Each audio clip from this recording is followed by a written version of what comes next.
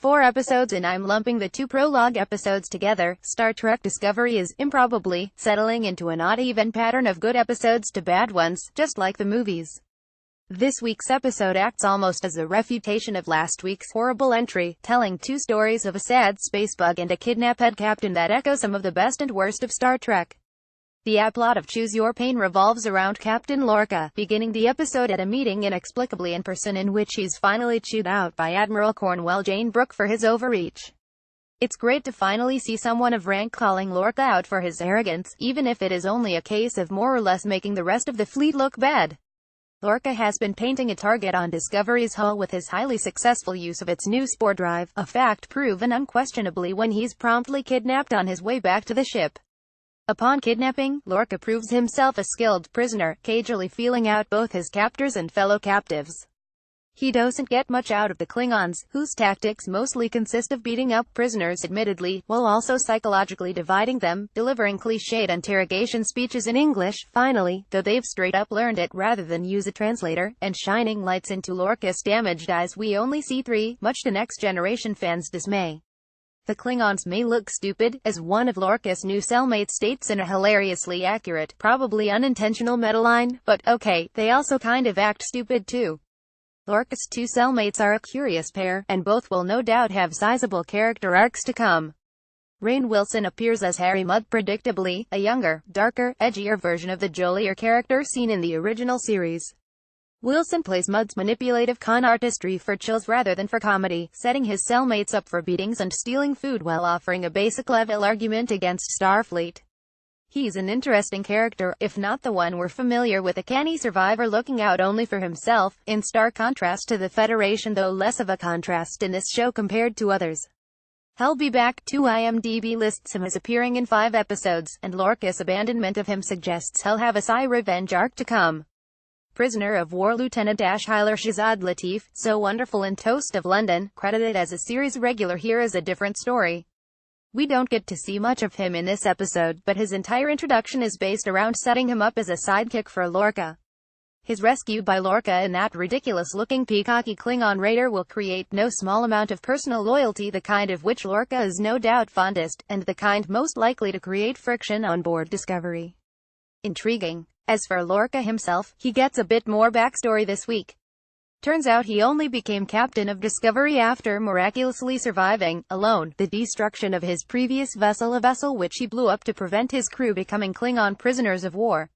Not on my watch, says Lorca. Sigh. That's a grimmer backstory than I would even have expected this show to come out with, matched by the revelation that Lorca consciously refuses to get his eyes fixed so that he'll remember that fateful decision.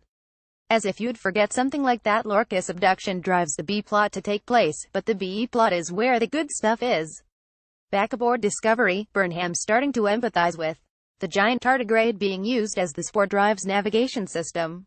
Firstly, that means Burnham's feeling emotions now, which is a fine development, but more interesting in the immediate term is the story about scientific ethics being told in this episode.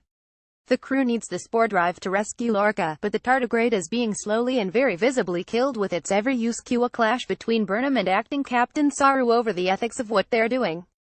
It even comes to a resolution where they release the tardigrade back out into space to join the scientifically dodgy, but at this point, fuck it, subspace mycelium network. Star Trek not only is an episode based around vivisection, an unexpected turn for the show to take, it's driven by character, which is nice to see this early on. Saru, thrust into acting captaincy, has a nice arc based around self-doubt and overcompensation that sees him making unethical decisions for the sake of the mission, before ultimately realizing his folly. I also hadn't noticed he had hoofs before. Neater than the distracting shots where we see Doug Jones' human mouth under the makeup, anyway. Burnham comes to the tardigrade's defense only in the wake of her new posting, dredging up her suppressed human emotions more and more. This seems to be a show about Burnham discovering empathy. There's even some development of Star Trek's first gay couple, Dr. Culber and L.T. Stamets, wherein Stamets somewhat recklessly uses himself as a DNA surrogate for the tardigrade, against his partner's wishes. That biological process has its own side effects, though. It's unclear exactly what's going on in the final moments of Choose Your Pain, where Stamets' reflection grins and twitches as the real Stamets walks away from the mirror. Is that just artistic license to show Stamets' psyche has somehow been altered by the experiment, or is there some kind of parallel mycelial dimension thing going on? Whatever it is, it ain't great news for Stamets or the crew. Discovery's uneven start has really driven home the biggest narrative difference between it and the other shows in the franchise. As a serialized show that develops over a season, rather than in discrete episodic hours, Discovery and its characters didn't arrive fully formed in the way that the other shows did. We only just had a series regular appear for the first time in episode 5, for example. As a result, the actors don't quite feel comfortable in their characters yet, and more importantly, the show's themes haven't crystallized. There are elements in here that give me hope that Discovery will indeed be a show about discovery, discovering empathy, discovering new horizons, discovering alternatives to war. We're just unused to seeing Star Trek with this kind of structure. At least, that's the life preserver I'm clinging to. What do you think? Is the show going somewhere? Are the characters and relationships starting to coalesce? Did that F-bomb feel weird to you too? Do you miss that Star Trek feeling of optimism that's shown forth oh so briefly in this episode? I'm warming towards the show, but damn, I started out so cold on it. We're still only at lukewarm.